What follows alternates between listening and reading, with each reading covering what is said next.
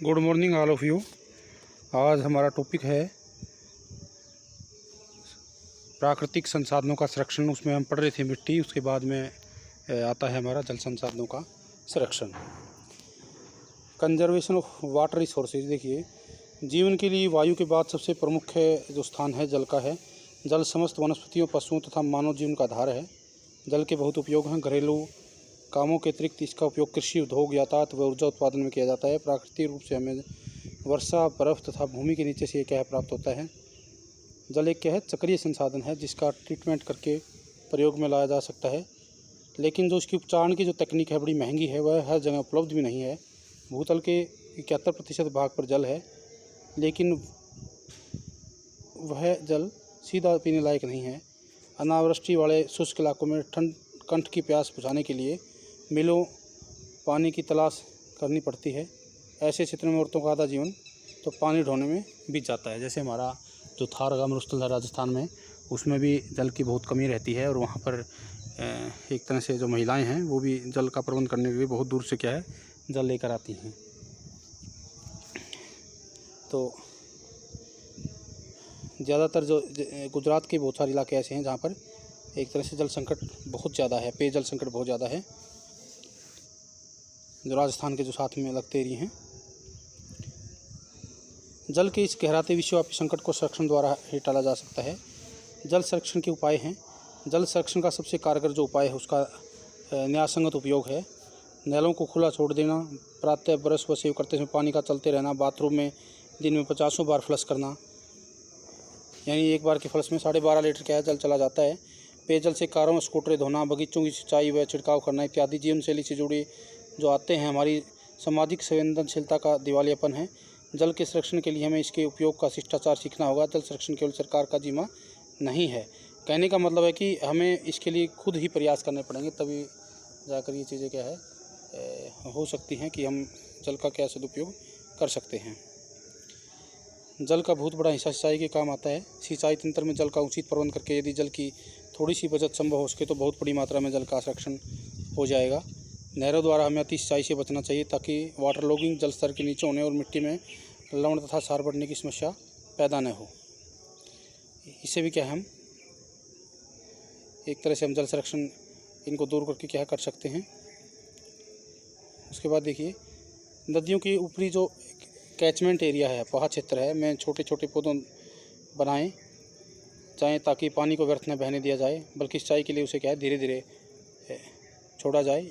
यानी छोटे छोटे डैम बनाकर भी क्या है जो कैचमेंट एरिया है नदियों का ऊपरी जो हिस्सा है उसमें क्या है पानी को हम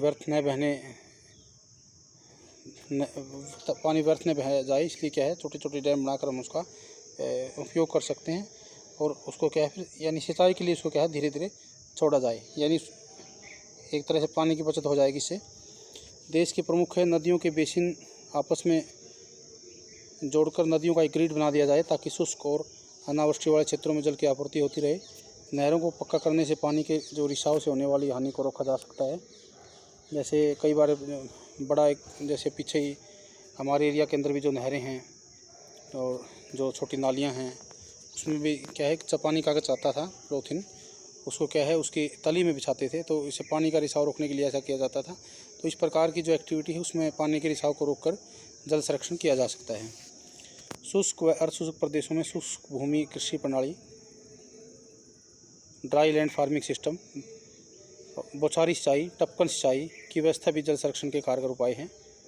ड्रिप इरीगेशन है जो आजकल समुद्र का जल का सेवन करके उसमें से लवणों का अंश हटाकर पेयजल उसे बनाया जा रहा है। ऐसा प्रयोग भारत में भावनगर में किया जा रहा है ताकि जल की जो एक तरह से दिक्कत है उसको क्या है दूर किया जा सके। पेयजल की दिक्कत है, सिंचाई की जो दिक्कत है उसको क्या है काफ़ी हद तक दूर किया जाए। औद्योगिकरण और नगरीकरण से होने वाले जल प्रदूषण पर हमें नियंत्रण करना होगा। अधिकांश उद्योगों में जल का उपयोग शीतलन के लिए किया जाता है। इसके लिए ज़रूरी नहीं हर बार हज़ारों लीटर ताज़ा जल ही प्रयोग में लाया जाए। इस कार्य के लिए पुनर्शोधित जल का उपयोग करके जल का संरक्षण किया जा सकता है। जल जहाँ गिरे उसे कब्जा लो की ये कहावत है। प्राचीन अवधारणा को नए सिरे से इस्तेमाल में लाया जा रहा है। इसमें घरों की छतों से वर्षा का जल मकानों के नीचे भूमिगत टंकियों में इकट्ठा किया जाता है। इससे कुएँ भी भर जाते हैं। इस विधि को चेन्नई में अपनाकर जल संकट को कम करने की दिशा में महत्वपूर्ण सफलता हासिल की गई है। हमारे एरिया में भी हम जैसे भूमिगत टंकियाँ बनाकर ऊपर छत के माध्यम से जो वर्षा से जो जल प्राप्त होता है उसको पाइपों के माध्यम से भूमिगत जो टंकियाँ उनमें रख सकते हैं, यानी जल को उसका भंडारण कर सकते हैं, ताकि क्या है वो पेयजल के रूप में या अन्य घरेलू कार्यों में क्या है उसको यूज़ किया जा सके। जल प्रबंधन की ऐसी जो विधि है उसको रेन हार्वेस्टिंग कहा जाता है, और भारत का जो राष्ट्रपति भवन है भारत में, उसमें भी क्या इस विधि का प्रयोग होने जा रहा है। उसके बाद में है जल के बाद वायु संसाधन का संरक्षण, कंजर्वेशन ऑफ एयर रिसोर्सेज। वायु एक असीमाप्य संसाधन है। ऊर्जा के संसाधन के रूप में वायु का उपयोग अनुकूल दशाओं और उचित तकनीकी होने पर भी किया जा सकता है। यहाँ वायु के संरक्षण का अभिप्राय मिथ्यावता से नहीं बल्कि वायु की शुद्धता और गुणवत्ता के संरक्षण से है। वायु प्राणों का आधार है। शुद्ध वायु ग्रहण करके मनुष्य स्वस्थ रहता है। वायु में कुछ अशुद्धियाँ तो प्राकृतिक तौर पर होती हैं या नैसर्गिक तौर पर होती हैं, परंतु अधिकांश अशुद्धियों के लिए मानव जिम्मेवार है। वायु में कणीय तत्वों तथा रासायनिक प्रदूषक मिल जाने से वायुमंडल का संगठन बदल जाता है। तो जो नैसर्गिक प्रदूषक है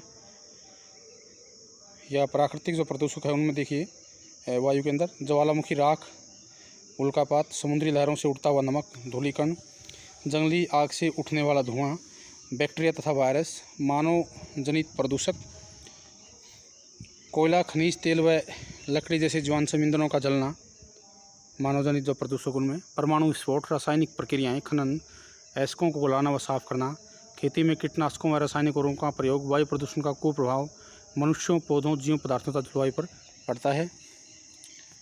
वायु प्रदूषण को नियंत्रित करने के उपाय या वायु संरक्षण के उपाय, यानी ये तो कारक है एक तरह से कि जिनसे क्या है वायु प्रदूषण हो रहा है या उसकी क्वालिटी क्या है वायु की डाउन हो रही है, उसके संरक्षण के क्या उपाय हैं। देखिए इसमें हम देखते हैं पहला कि प्रकाश रासायनिक धूमखोरा को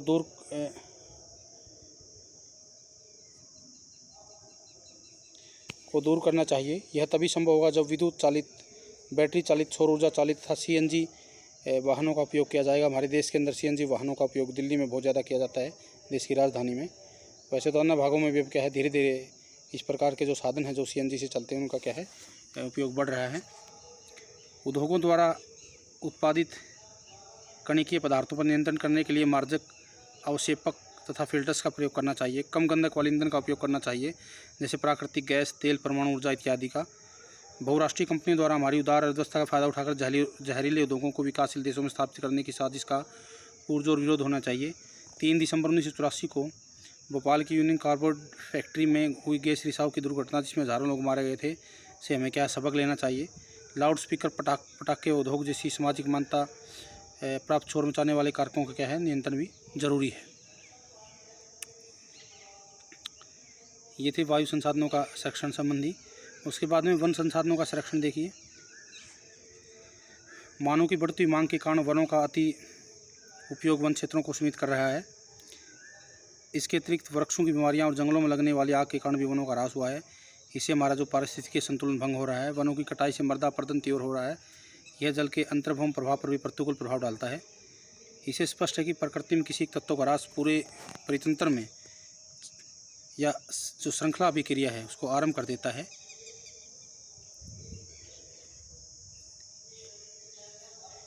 देखिए वनों का जो अंधाधुंध जो कटाव दुनिया में हो रही है, जिसे हमारे वन संसाधन समाप्त हो रहे हैं, तो उसको उन वन संसाधनों को बचाने के लिए बहुत सारे उपाय हैं कि जिनके माध्यम से हम वन संसाधनों का संरक्षण कर सकते हैं। तो इसमें देखिए वनों की लकड़ी के पूरक पदार्थों का विकास करके वनों पर दबाव कम किया जा सकता है। पूरक पदार्थ मतलब लकड़ी जैसी पदार्थ, अल्टरनेट उसका, कि इस प्रकार के पदार्थों का विकास करके जो वनों पर जो दबाव उसको क्या है कम करना चाहिए। जहाँ वन काटना ज़रूरी हो वहाँ उसी प्रजाति के उतने ही पौधों का रोपण किया जाना चाहिए। इससे भी क्या है एक तरह से पुनर्भरण, या ये कह सकते हैं कि जितने वृक्ष काटे गए हैं उतने वृक्ष अगर दोबारा लगा दें तो वन संसाधनों का नवीकरण हो जाएगा। अपरिपक्व जो वृक्षों की कटाई पर पूरी तरह से रोक लगे। स्थानीय स्तर पर लोगों को पर्यावरण की शिक्षा तथा वनों के महत्व के बारे में जागरूक किया जाना चाहिए। सामाजिक वानिकी तथा फार्म वानिकी जैसे कार्यक्रमों जिनमें चारे व ईंधन की उपलब्धता बढ़ी है को प्रोत्साहित किया जाना जरूरी है। हरियाणा के यमुनानगर में पॉपुलर पेड़ों की खेती तेज़ी से लोकप्रिय हो रही है। वन संसाधनों का समुचित उपयोग हो, वृक्ष की जड़ से उसकी पत्ती तक प्रत्येक भाग का सदुपयोग वनों पर दबाव कम करेगा।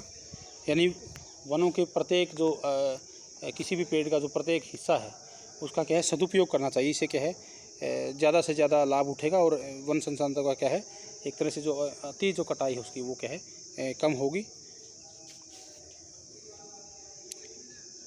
बीमार एवं कम उपयोगी वृक्षों को हटा देने से अन्य वृक्षों की बढ़ोतरी तेज़ी से होगी।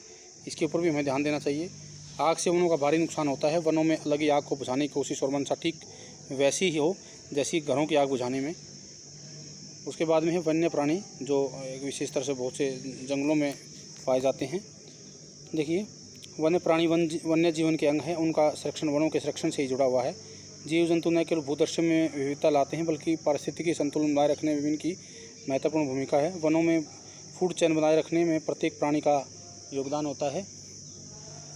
अतः वन्य प्राणियों का संरक्षण बहुत ज़रूरी है। इसके लिए राष्ट्रीय वन्य प्राणी उद्यान, नेशनल वाइल्ड लाइफ पार्क्स और आपका राष्ट्रीय वन्य जीव अभयारण्य अत्यंत कारगर उपाय हैं। आखिरतः वन्य प्राणियों की हत्या को अनेक देशों में अपराध घोषित कर दिया गया है। हमारे देश में बहुत सारे एक्ट बनाए गए हैं। वन्य प्राणियों को अगर कोई मार देता है तो बहुत सारी धाराओं के तहत सज़ा का प्रावधान भी है। कठोर कानून हमारे देश में भी बहुत सारे बनाए गए हैं। भारत में बाघ है जो राष्ट्रीय पशु है। शेर, चीता, हिरण, सांबर, चीतल, ग्रेट इंडियन बस्टर्ड तथा मोर राष्ट्रीय जो पक्षी हमारा आदि को मारने पर कानून प्रतिबंध है। हमारी केंद्रीय सरकार ने भी क्या है इस प्रकार के बहुत सारे कानून बना रखे हैं। जैसे मैंने आपको भी बताया है कि इनकी अगर वन्य प्राणियों की हत्या करते हैं तो बहुत सारी सज़ा है, बहुत सारी धाराओं के तहत। यानी अनेक देशों ने क्या है इसमें प्रतिबंध कर रखा है। जिन वन्य जीवों का आवास नष्ट हो गया है, जो प्राणी विलुप्त होने के कगार पर हैं तथा जो वन्य प्रजातियां सती आशंकित हैं, उनके लिए विशेष परियोजनाएं लागू करने की जरूरत है। भारत के गिर क्षेत्र में शेर, घड़ियाल, कछुए, बाघ, हाथी इत्यादि जानवरों के संरक्षण के लिए विशेष परियोजनाएं चलाई गई हैं।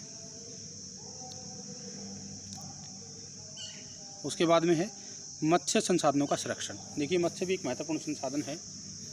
मछली न केवल भोजन का बल्कि प्रोटीन का भी महत्वपूर्ण स्रोत है। विश्व में लगभग 10 करोड़ टन मछली प्रतिवर्ष पकड़ी जाती है। यह उत्पादन संसार के कुल मांस उत्पादन से अधिक है। मनुष्य को पशुओं से प्राप्त होने वाले कुल प्रोटीन का 23% भाग के लिए मछली से प्राप्त होता है। विश्व में बढ़ती जनसंख्या के भरण पोषण और सीमित खाद्य संसाधनों के दृष्टिगत मत्स्य संसाधनों का संरक्षण भी क्या है बहुत ज़रूरी है। यानी मत्स्य बहुत ही महत्वपूर्ण संसाधन है और इसका भी संरक्षण क्या है बहुत ही ज़रूरी है। इसके लिए देखिए कुछ उपाय हैं जो जिनके माध्यम से हम मत्स्य संरक्षण उसका क्या है कर सकते हैं। तो इसके अंदर देखिए, मत्स्य संसाधनों के अंधाधुंध दोहन पर रोक लगनी चाहिए, क्योंकि इन संसाधनों को सबसे अधिक जो हानि है अति मत्स्य ओवर फिशिंग से हुई है। अपरिपक्व और छोटी मछलियों को पकड़ने पर प्रतिबंध होना चाहिए। जालों के छेद एक विशेष माप से छोटे नहीं होने चाहिए ताकि अप्रूव्ड मछलियाँ उसमें से निकल जाएं। यानी बहुत छोटे जो बारीक छिद्र वाले जो जाल हैं उन पर प्रतिबंध होना चाहिए, क्योंकि छोटे बच्चे भी मछलियों क्या उसमें पकड़े जाते हैं। मछलियों के प्रजनन की आर्टिफिशियल व्यवस्था भी होनी चाहिए। मत्स्य क्षेत्रों तथा ज्वारमुखों को औद्योगिक मलबे और रासायनिक प्रदूषण से मुक्त रखा जाए ताकि मछलियों का संवर्धन और संरक्षण हो सके। अधिकांश मछलियाँ जो एस्चुरी है, ज्वारमुख हैं, उन पर क्या अंडे देती हैं। निर्धारित मात्रा से अधिक मछली पकड़ने पर प्रतिबंध होना चाहिए। मछलियों की लुप्त हो रही प्रजातियों के विकास एवं प्रजनन पर विशेष ध्यान दिया जाना चाहिए। ग्राम स्तर पर मछली पालन का प्रशिक्षण एवं उस व्यवसाय को चलाने के लिए आर्थिक अनुदान एवं सब्सिडी का भी क्या है प्रोविज़न होना चाहिए। भारत में नेशनल इंस्टीट्यूट ऑफ जो संस्था है इंडिया के अंदर,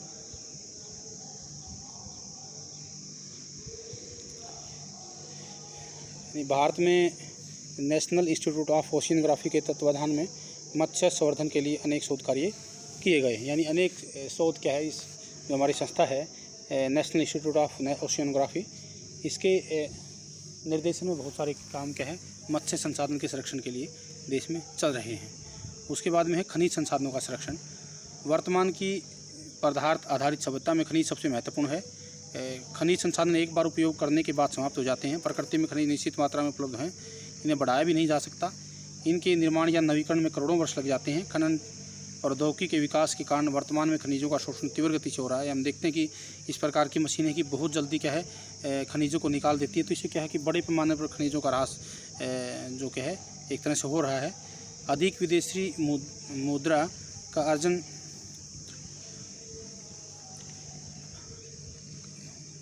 का अर्जन करने के लिए हमें अधिक खनिजों का निर्यात करना पड़ता है।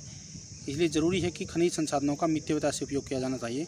इनके संरक्षण के उपाय बताए हैं। खनिज संसाधनों के संरक्षण के इसमें अंदर देखिए, पहला है कि खनिजों को भूगर्भ से निकालने, साफ करने व गलाने की तकनीक जितनी अधिक सक्षम होगी, खनिज हमें उतनी अधिक मात्रा में क्या है उपलब्ध होंगे।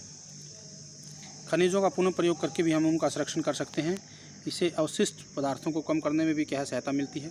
अनेक देश स्क्रैप लोहे का प्रयोग कर खनिज संसाधनों का संरक्षण करते हैं। दुर्लभ खनिजों के स्थान पर हमें उन खनिजों का प्रयोग करना चाहिए जो हमें बहुलता से प्राप्त होते हैं। जैसे तांबा के स्थान पर एल्यूमिनियम का प्रयोग दुनिया में क्या है बढ़ रहा है। धातुओं की उनके प्राकृतिक क्षरण की प्रक्रिया से सुरक्षा होने पर उनका संरक्षण हो सकता है। धातु से बनी वस्तुओं व उपकरण पर पेंट, ग्रीस, तेल का प्रयोग करके हम उनका क्या जीवन बढ़ा सकते हैं। क्योंकि जंग लग जाता है बहुत सारी धातुओं को, तो हम अगर उस पर पेंट कर देते हैं तो पहले क्या है उससे उसका संरक्षण हो जाएगा, बची रहेगी लंबे समय तक। वो हम बार बार पेंट करते रहेंगे तो काफ़ी लंबे समय तक क्या है हमारी जो खनिज संसाधन क्या है वो धातु बची रहती है, उसका जीवन बढ़ा सकते हैं। ऊर्जा संसाधनों में देखिए कोयले का संरक्षण है। ऊर्जा के एक महत्वपूर्ण स्रोत के रूप में कोयले की मांग सैकड़ों वर्षों से हो रही है, लेकिन कोयले के भंडार सीमित हैं तथा एक समाप्त संसाधन है। कोयले की खानों की छत गिरने, उनमें पानी भरने, आग लगने तथा खनन की अपरिष्कृत विधियों के कारण कोयले के भंडारों को नुकसान पहुंच रहा है। कोयले के संरक्षण की भारी आवश्यकता है। इसके लिए कुछ उपाय हैं कि कोयले की खनन प्रक्रिया का आधुनिक और वैज्ञानिक होना जरूरी है। यदि कोयले से ताप और ऊर्जा प्राप्त करने की सक्षम तकनीक का विकास किया जाए तो इसका क्या संरक्षण किया जा सकता है। कोयला खानों में घटने वाली प्राकृतिक आपदाओं जैसे गैस भरना, विस्फोट भरना और जल भरना पर कड़ा क्या है उस पर नियंत्रण जरूरी है। उद्योगों का विद्युतीकरण करने से भी क्या है जो हमारा जीवाश्म ईंधन है उसको बचाया जा सकता है। भारतीय रेलों में अब स्टीम इंजन की जगह विद्युत से चलने वाले इंजनों का प्रयोग होने से कोयले पर दबाव कम हुआ है। रसोई घरों में ईंधन के रूप में कोयले के स्थान पर सौर ऊर्जा, गोबर गैस तथा कुकिंग जैसे विकल्पों का उपयोग करके भी हम बड़ी मात्रा में कोयले का संरक्षण कर सकते हैं।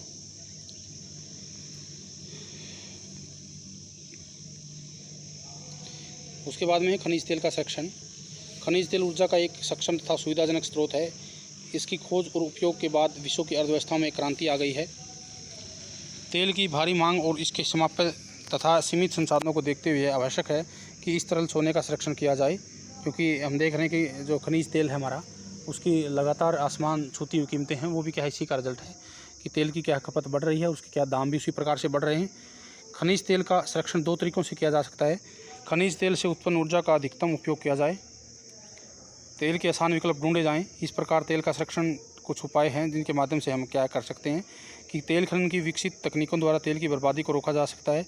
मशीनों के अच्छे रखरखाव तथा वाहनों की गति पर नियंत्रण लगाकर तेल की क्या बचत संभव है। तेल के कुओं पर लगने वाली जो आग है कि दुर्घटना तथा पाइपलाइनों को टूट फूट व रिसाव पर पूर्णतः काबू पाकर भी हम क्या इसे अमूल्य जो संसाधन है उसको क्या है उसका संरक्षण कर सकते हैं।